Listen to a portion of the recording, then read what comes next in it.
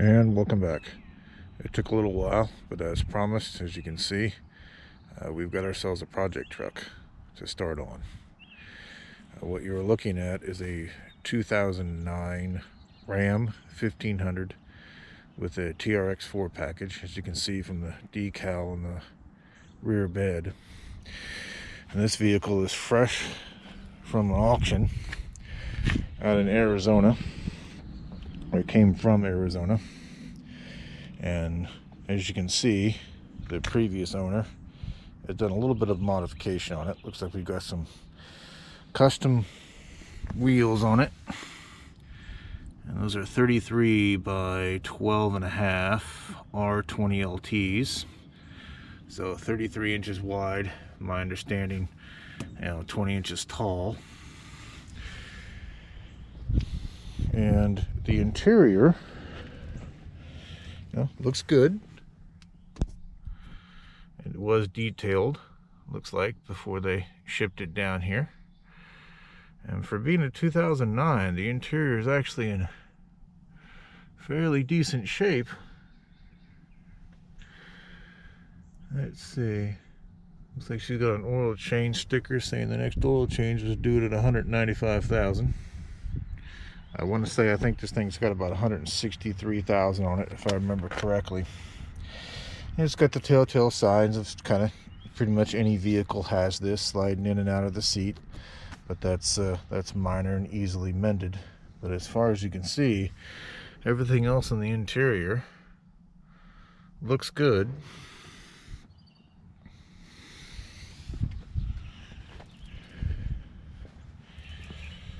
Kind of a shot in the back seat. It's stereotypical Ram 1500, little hidden compartment, hidden storage compartments, I should say.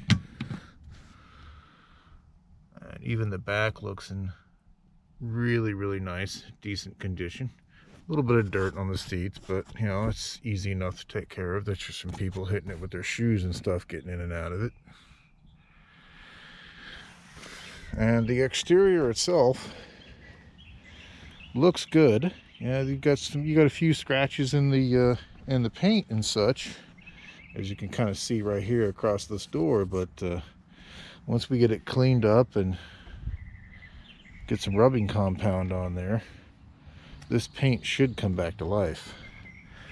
I'm not seeing any rust spots other than kind of where it's been hit. Looks like they've been towing a little bit. So we got some dents on the bumper, a little bit of surface rust there, and it looks like they hit the bumper here, but that's minor. The body itself looks fine. I'm not seeing any dents, dings. None of the rocker panels look to be blown out of it. You can see here that the previous owner, looks like they opted, they did do a custom exhaust on it. It does have a flow master with some custom exhaust pipes. They decided to come out to the side here, and when I looked up the aftermarket muffler kits for this particular 2009, it was an option to come out the side here, or you can shoot them straight out the back and they would come out just underneath the rear bumper.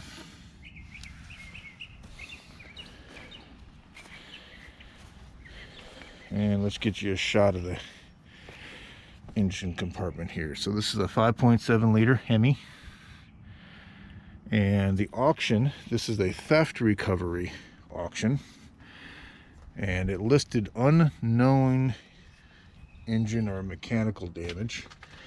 I did hear this thing fire up briefly. It does have a self mod of its own doing, which is the stereotypical less restrictive exhaust by the broken exhaust manifold bolts that you see there attached to the heat shield. That's a pretty common issue. Now, I heard the exhaust leaking through that, but I also heard some what looked to be upper or lower engine noise. And like I said, unfortunately, it did attempt to crank, and it did start, but it's sounded a bit chattery. And as you can see, yes, the passenger wheel well here is missing.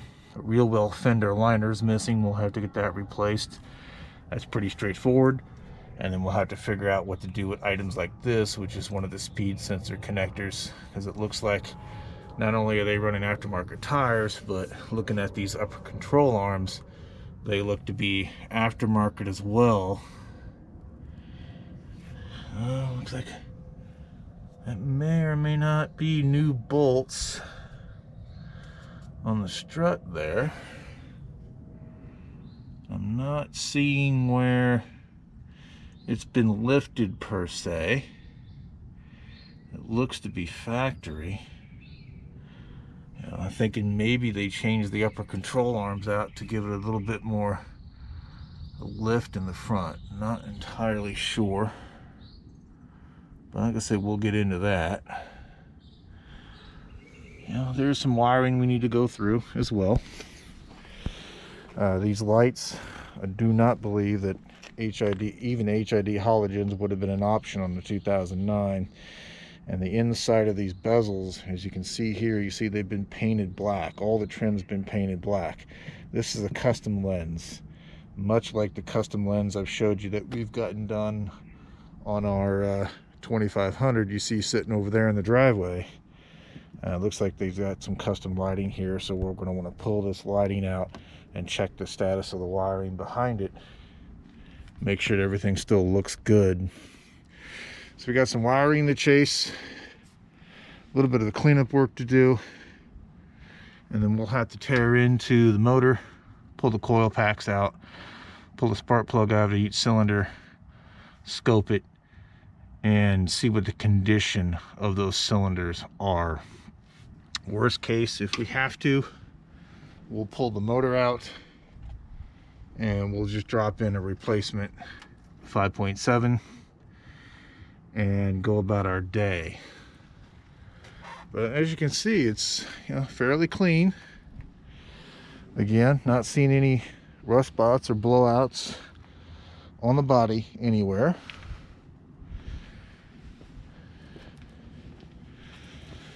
And you may be thinking, why put this much effort into a 2009?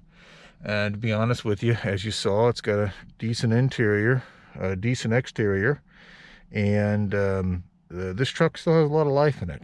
Why not fix what needs to be fixed, get it back on the road? And also, we have a very close friend of the family who we consider to be family members ourselves, that live in a very, very up north state that gets a lot of snow, ice, and the stereotypical, pretty much harsher winters than we get down here where I currently live.